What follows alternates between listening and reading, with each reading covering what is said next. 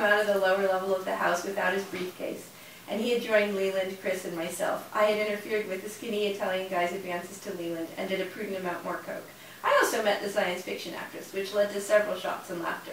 And then I sang with the band. And I just love the build-up of that at the party. At first she's like, going to this big party, but to end that, like to build it up, and then I sang with the band. I mean, who hasn't either been there or I love that scene though when he gets rescued at the beach and then he's almost naked, standing around it, starting to giggle. I love that. I thought that was very pressed her droopy breast. It was cheap or something. I'm like, oh yeah. Actually, the way he described them going out to the sea, it sounded like that actually really happened. Yeah. Like, Yeah, I could totally see that. I mean, really, like 1 minute you're there, and then the next minute you're like way out. Right. Well, I like him. So that's him with the scissors, which is very cool. I love that. But Jon-David Lana, you know, 13, said, I would think, this is what she thinks of us, I would think an older audience would want a more,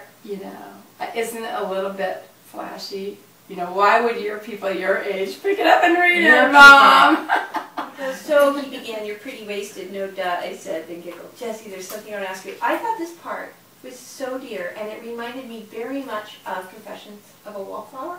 Secret Life of whatever. Yeah, that was a great. It felt, that was, yeah, it just felt just like that. Yeah. It felt very honest. Very honest, yeah. very, very tender, and really, They totally do. Well, it shows better on a black. If you had a brunette here, the hair would show on a black. There we go. Right. It's interesting the relationship that you would have with somebody that's doing your hair. Like it's very personal. I really, I would then now be a good point to say that I really, really enjoyed the fact that there were so many really clear details about that time that I don't remember until I read it. Yeah.